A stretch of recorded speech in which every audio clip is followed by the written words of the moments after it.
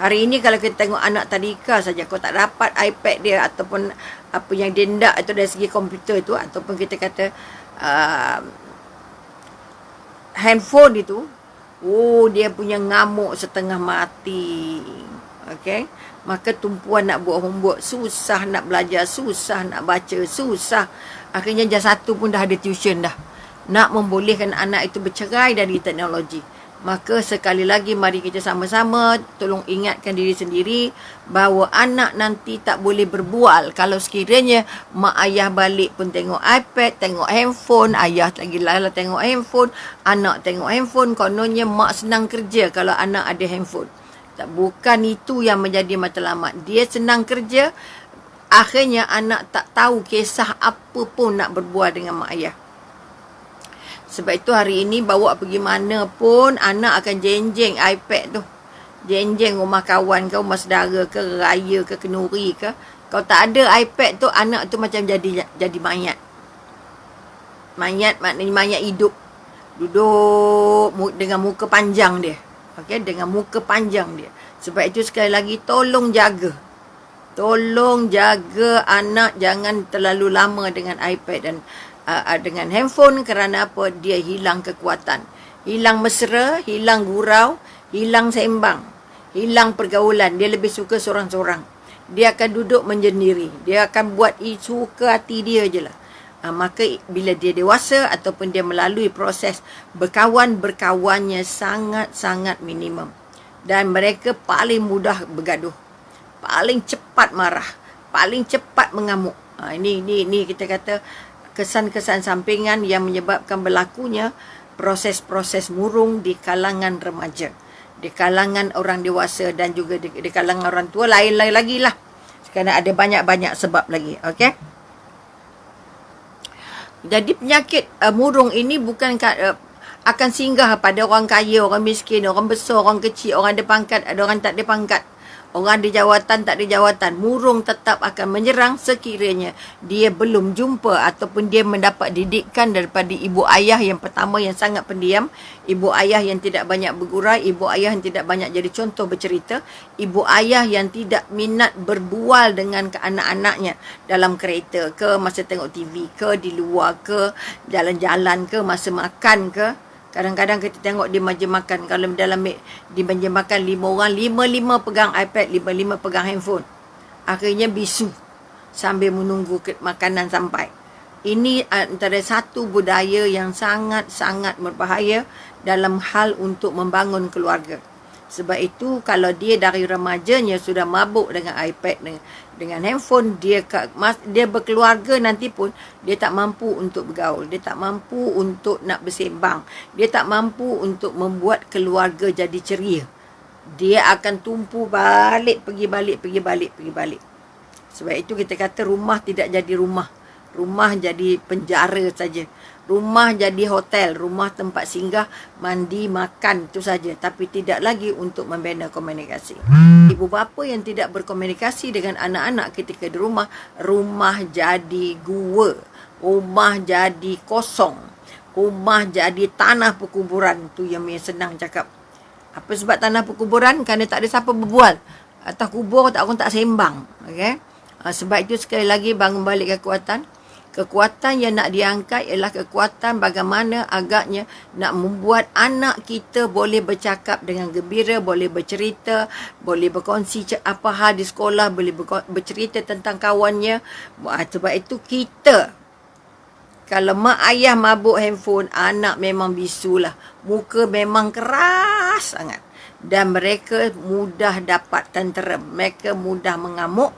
Mereka ada dapat 5-6 orang anak-anak remaja yang sudah hilang punca, akhirnya mengamuk, baling apa yang ada, baling kat mak ayah, sampai luka-luka, sampai lebam-lebam, pukul mak ayah, kerana mereka merasakan bahawa termasuklah kes mana anak darjah 5 akhirnya ugut untuk bunuh mak dia hanya disebabkan maknya ambil handphone pukul 2 pagi. Dia tak tidur kerana tengok handphone, tengok ceritanya, cerita perang.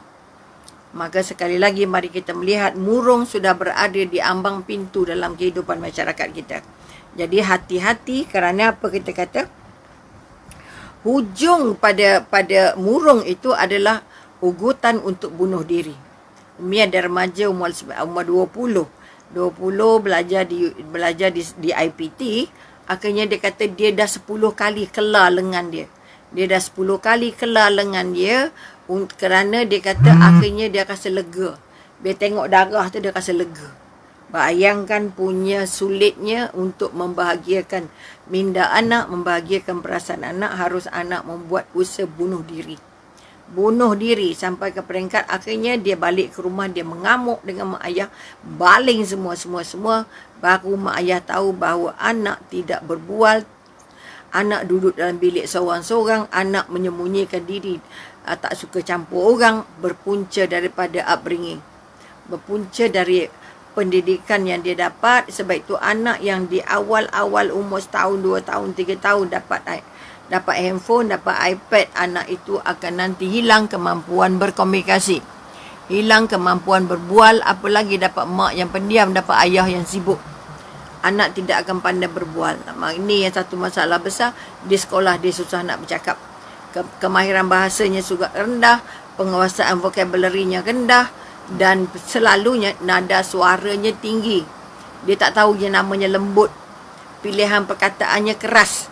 Nada suaranya biasanya melantun-lantun tinggi. Apa sebab? Semua kartun yang dia tengok, semua game yang dia tengok, bahasanya keras. Dan kalau kita kata, minta maaf kawasan Umi ni hujan lebat sekarang, tak tahu sama ada terganggu ke tidak bekalan elektrik, mudah-mudahan tidak. Maka sekali lagi mari kita melihat bahawa kalau kita kata 10 tahun yang lalu, satu daripada 10 orang tu adalah berjangkit penyakit yang namanya murung. Tapi sekarang kita kata dalam 10 sudah 4 ataupun 5 atau hampir separuh. 3, 4 atau 5 daripada 10 itu yang telah terjangkit dengan penyakit murung. Okay, sebab itu kata mak ayah yang susah nak ketawa, mak ayah yang susah nak gurau, itu akan menghasilkan banyak anak-anak yang katanya stres. Stres tu maknanya apa? Bila stres terlalu lama, maka dia akan jangkit naik atas sikit, namanya murung. Sebab itu kita kata kita kata celaru emosi, celaru perkataan, celaru pemikiran akhirnya membawa kepada celaru emosi.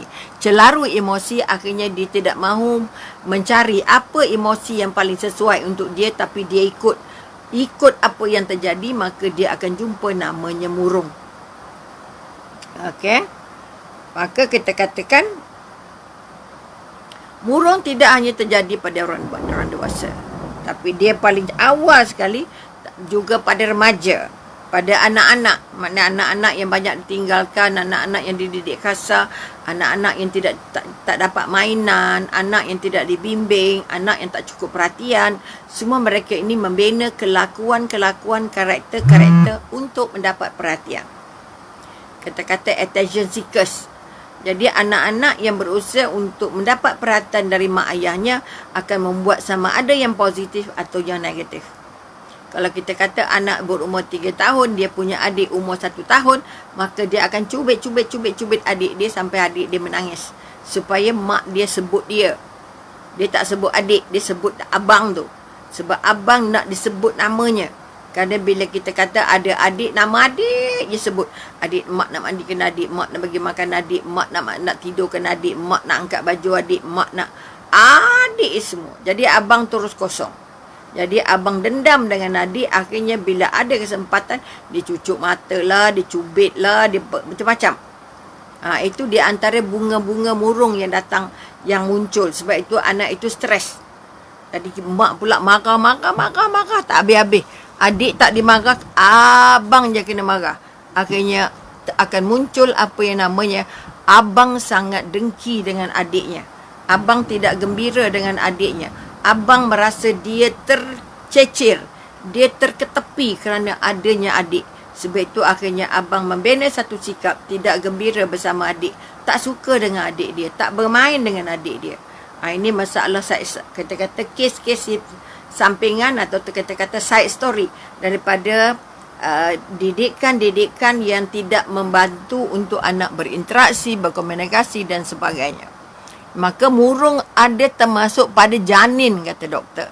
Apa makna janin yang murung? Janin yang murung apabila maknya berada dalam keadaan paling sugul, maknya berada keadaan paling tegang, maknya berada dalam keadaan tidak gembira, maknya tidak baca Quran, maknya tidak rasa rileks, maknya rasa terbeban dengan mengandung. Ini menyebabkan anak yang dalam kandungan juga akan menjadi murung. Sebab inilah apa kita kata, data doktor mengatakan anak dalam kandungan saja sudah murung. Itu bila dia lahir, dia mukanya dah muka, ada yang muka susah, ada yang muka takut. Umi dapat cucu saudara yang mukanya sedih. Sedih benar mukanya. Padanya baru lahir gitu. Kerana semasa proses mengandungnya, maknya sangat sedih menjalani kehidupan. Jadi jangkitlah pada anak itu. Sama juga kalau kata-kata tadi, maknya dalam keadaan murung, maka pasti yang lahir esok adalah wajah-wajah murung. Wajah murung, wajah panjang, tak gembira, tak suka, tak bercakap, tengok, diam je. Marah tidak, diam, tidak bercakap, tidak. Itu yang kita kata murung.